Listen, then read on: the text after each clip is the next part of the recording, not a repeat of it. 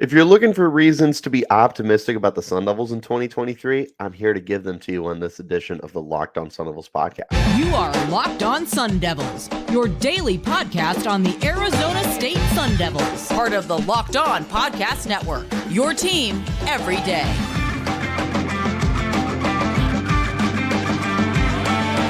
Hello and welcome back to the Locked On Sun Devils podcast, part of the Locked On Podcast Network, your team every day. My name is Richie Bradshaw, and I will be your guide for everything Arizona State Sun Devils. Thanks for tuning in, making us your first listen of the day, and a shout out to my everydayers who are here every day. Wherever you're getting your podcast, hit like and subscribe, and turn on those notifications so you get an update whenever we post new content. Stay in touch with that content by following me on Twitter/X at RichieBrads36 and the podcast as well at LO_Sun Devils. If you guys are checking us out on YouTube, hit subscribe. We are, last I checked, 9 people away from 600 subscribers. I would be so ecstatic if we were able to get 600 followers before next Thursday for the first game of the year. Help me out. Help me get to that point. Appreciate and love you guys so much. Now, let's go ahead and get into today's conversation, which is, of course, reasons to be optimistic about the Sun Devils in 2023. And yes, that means that on tomorrow's show, we will be going over 3 reasons to be pessimistic about the team in 2023. No matter where you stand, like, this is a new team. This is through and through a new era of Sun Devils football, and there's so many changes that are happening on this roster. They brought in over 40 new players through the transfer portal and through the 2023 recruiting class. They also are losing a lot of veteran guys. You know, the offensive line has seen a lot of changes. The defense has seen a lot of changes as well. It truly is almost a new starting 11 on both sides of the field, with few exceptions, obviously. Like, Elijhah Badger's back, Jalin Conyers is back, Torrence is back. But other than that, I mean, you have potentially new starters just about everywhere else. And that's definitely something that is going to surprise some people, or maybe make people a little bit afraid or a little bit, optimistic, obviously, as we're going to talk about. And we'll get to that eventually. But I think there are three main reasons why we should be optimistic about Sun Devils football this year. And quite frankly, there's a lot more than 3. We can start with just Kenny Dillingham in general. Like, this is a young guy in his early 30s who is looking to make a cultural impact on the team, completely change everything that's been going on with the team in like the best, most positive way possible, and help to usher in a new era of Sun Devils football where we can be confident, comfortable, and actually excited about this football team. This is a very good time to be a Sun Devils fan. You also just have a brand new staff in general. Like, you got Brian Ward as the defensive coordinator, who has had a lot of success over at Washington State previously. You've got former head coaches that are coming down to the program. You've got Beau Baldwin, who was at Cal Poly. You got, Beau Baldwin? Yes. Charlie Raggle at Idaho State. Jason Mons, a local guy, is going up to the tight ends coach. Like, there's a lot of great moving parts there. But before we can really get into all of that, there is a lot to be excited about. And I want to start our conversation with the home games. There are 8 home games this year for Sun Devils football, a whopping 8 home games, people. And that's going to be a really, really good thing for them this year, as quite frankly, they are facing one of the most difficult schedules I can remember in the last several years. They will be starting the year at home against Southern Utah. They will actually play the first month of the season at home for the team. The first 4 games are going to be at home. Southern Utah, Oklahoma State, Fresno State will be here for the out-of-conference games, and then they will kick off conference play with the current number 6 USC Trojans. If you find a way to get 2-2, I would be thrilled. If you found a way to start off the season 3-1, that would be nuts. But regardless, this is going to be very helpful for the Sun Devils. After those 4 games, you will host Colorado, you will host Washington State, you will host Oregon, and you will host U of A. Your 4 road games this year, really nothing too crazy. It sort of is. Say half of them. You'll travel up to California to play Cal Berkeley. You will play Washington, currently number 10 in Seattle. You will play current number 14 Utah up in Salt Lake City. And then you will have UCLA in LA at the Rose Bowl in Pasadena. Those are your 4 road games. In a best case scenario, you can probably go 2-2. I think you can beat Cal, you can beat UCLA, and then you would probably lose pretty convincingly to Utah and Washington State or Washington, excuse me, not Wazoo. Cross that bridge when you get to it. But the bottom line here is you have 2/3 of your schedule as home games this year. This is such a great best case scenario for a season that is just loaded with really good teams. You play USC, Washington, Utah, Oregon this year. The 4 best teams in the Pac 12, arguably. All 4 are currently ranked. You will play them this year. Fresno State and Oklahoma State are coming to town. Those are quality opponents as well. Oklahoma State beat you last year. Fresno State, I thought they were ranked, but they must be like just outside. Is there another quality football team as well? Obviously, the U of A game will be very tough, but you'll have those in Tempe. And if the Valley is activated the way that we're all hoping it's going to be, this could potentially turn into a very good situation for the Sun Devils where they're able to get the most out of these home games, potentially get some upsets in there. And yeah, just it's going to be the best thing possible for a team that's going through as much changes as they are, but also at the same time going through such a difficult schedule to be able to have 2/3 of your game at home, like that's a big deal. So if ever there was a year for Arizona State to start like getting some upsets during the season, this definitely feels like the year because everything should be able to line up for the Sun Devils to where they can make some surprises, catch some people off guards, and bottom line, maybe some opportunities to storm the field. For a championship team, it's all about making sure every player is the right fit. And it's the same thing when it comes to your vehicle. Every part needs to fit just right. So next time you need parts and accessories, head to eBay Motors. With eBay Guaranteed Fit, you can be sure that every part you need fits right the first time around. Just add your ride to My Garage and look for the green check to know the part will fit or your money back. Because just like in sports, confidence is the name of the game when you shop on eBay Motors, and with over 122 million parts to choose from, you'll be back in the game in no time. After all, it's easy to bring home a win when the right parts are guaranteed.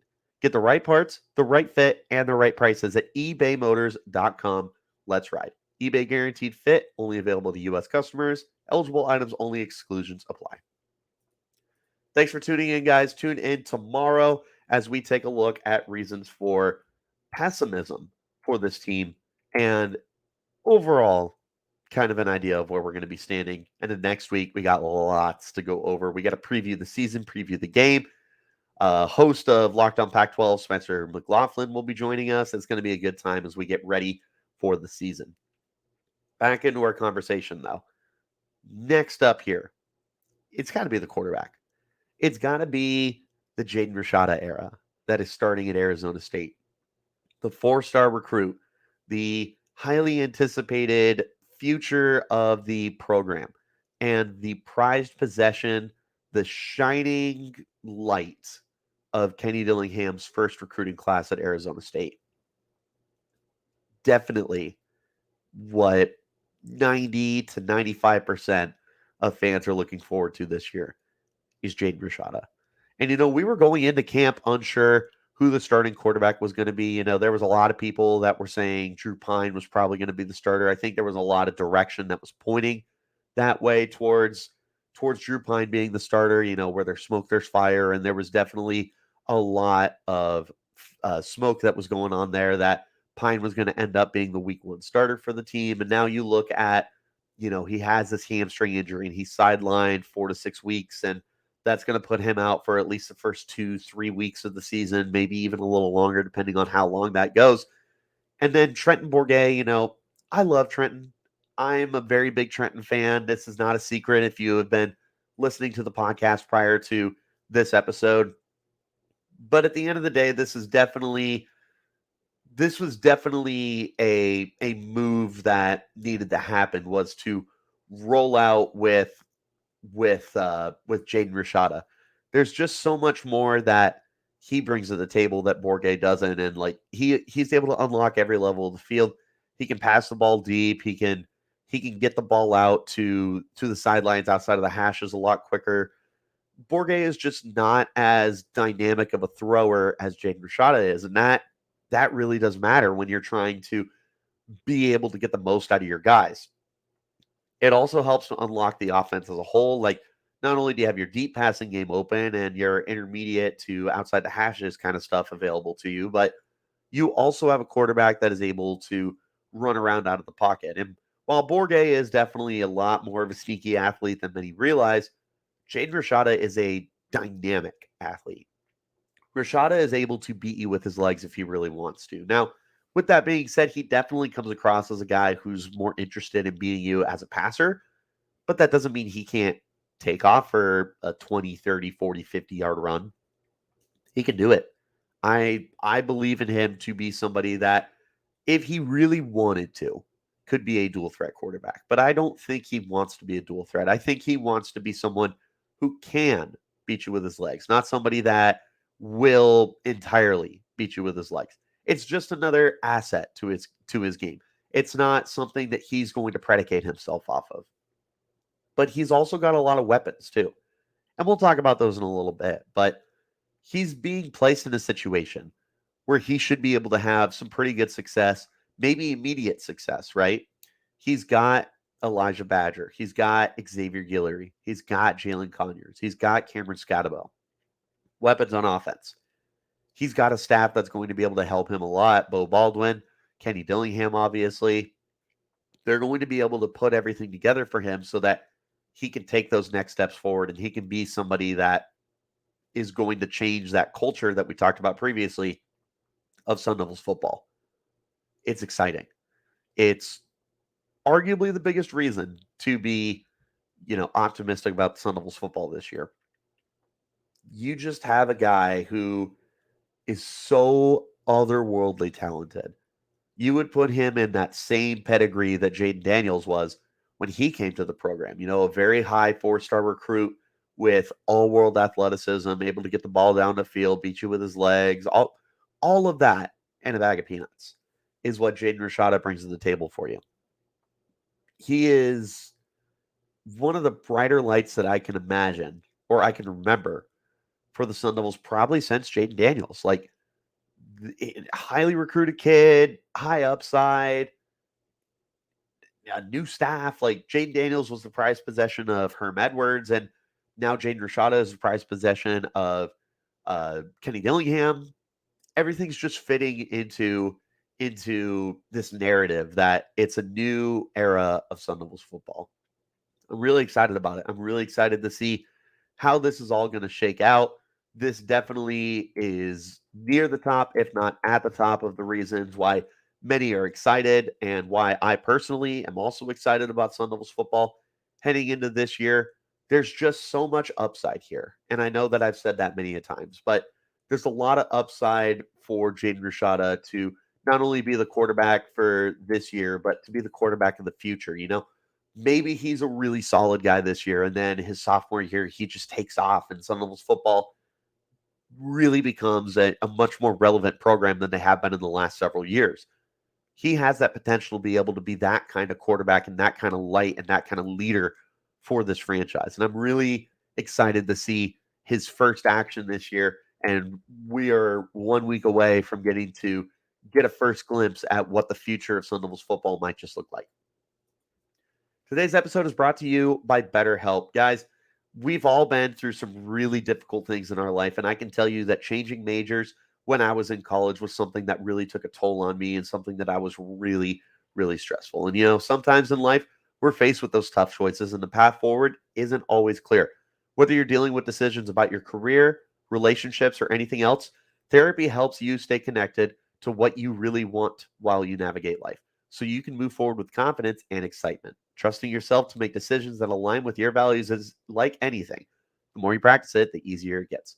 If you're looking to start therapy now, give BetterHelp a try. It's entirely online and designed to be convenient, flexible, and suited to your schedule. Just fill out a brief questionnaire to get matched with a licensed therapist and switch therapists at any time for no additional charge. Let therapy be your map with BetterHelp.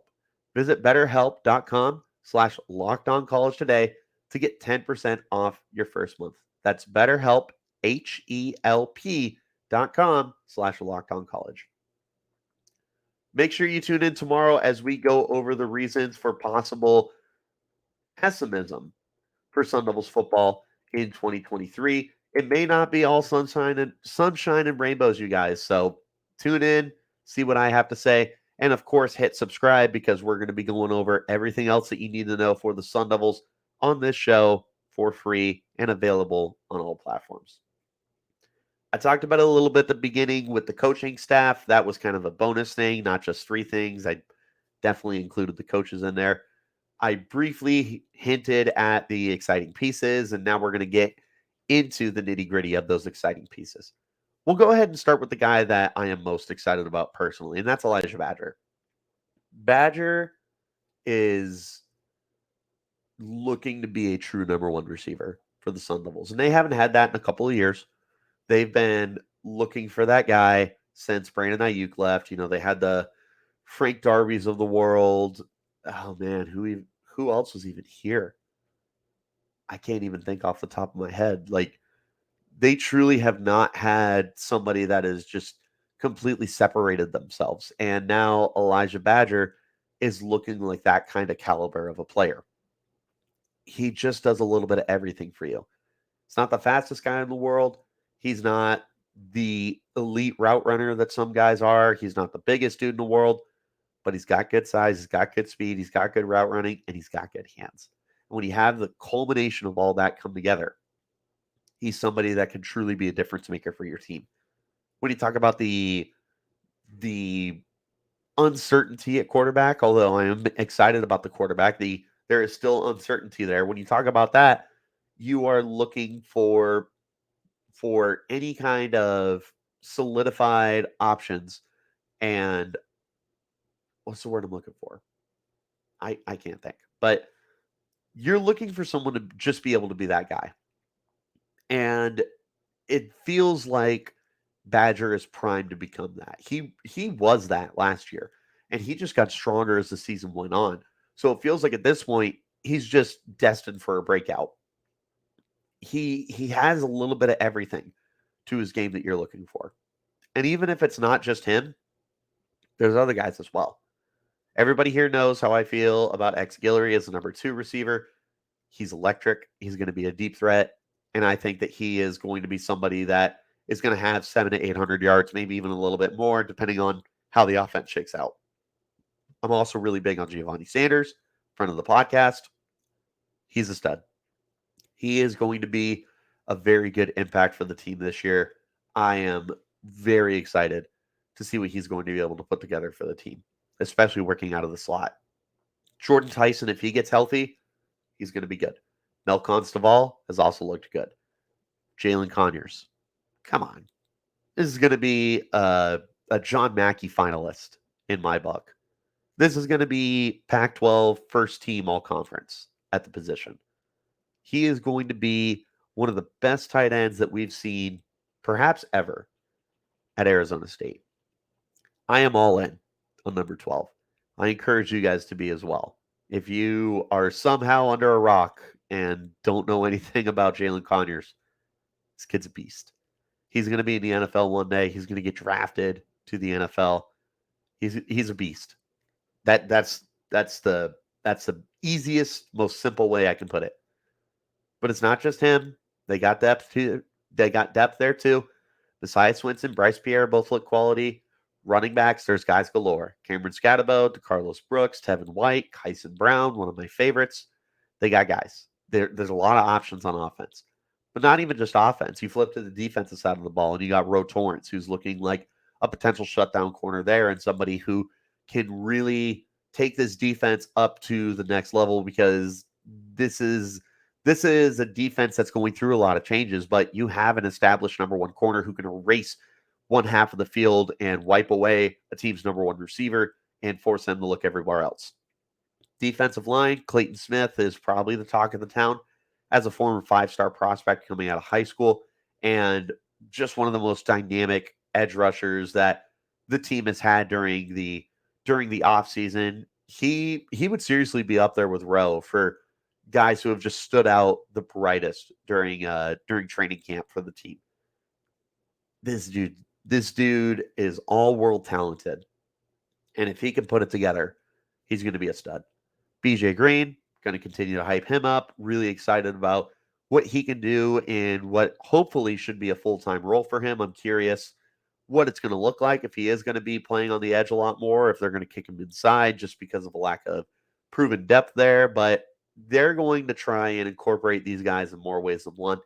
And with so many different options on the offensive and defensive side of the football, you just feel like there's going to be a lot of fun guys to watch. You're going to turn on the TV and you're going to see number 5 on offense leading the starting guys under center, and he's going to be throwing to number 2, and he's going to be throwing to number 1, he's going to be throwing to number 12 and number 6. Then you're going to have number Scatabo 3. I can't remember what Scatabo's number is, but he's going to be coming out of the backfield, right? And then you flip to defense, and number 3 is getting a sack, and number 35 is getting a sack. Number 99 is generating pressure. You'll have eventually number 18 back in the secondary, and number 9 is causing plays, and number 10 and number 6. Like, I'm not reading off all those names. You guys want to know who they are? Look them up, because you're going to see them and you're going to be like, who is this kid? Why is he so good? And you're going to find out why he's so good. There's a lot of guys to be excited about. There's a lot of exciting pieces. There's a brand new quarterback. It's a brand new staff. There's a lot of home games for you guys to go out to this year. And I'm going to be doing my best to try and get around the tailgates this year so I can interact with some of you guys. So if you guys are tailgating, please let me know so I can pop over and say, hey, I want to be a lot more interactive this year before I head up into the media press box and cover the game from there. I'm looking forward to meeting some of you guys. Again, let me know where I can find you guys, and I would love to pop over and say, hey. But as always, I thank you all for tuning into the podcast. If you have not subscribed on YouTube yet, hit that subscribe button. We're so close to 600 followers and subscribers, and it's just totally surreal. I thank you guys for tuning in. Wherever you're getting your podcast, though, hit like and subscribe and turn on notifications, because we're giving you content every day, free and available on all platforms. You can follow me on Twitter/X at RichieBrads36, and the podcast as well at LO_Sun Devils. I will be back tomorrow to talk about reasons for potential pessimism, but until then, you keep it locked right here on Locked On Sun.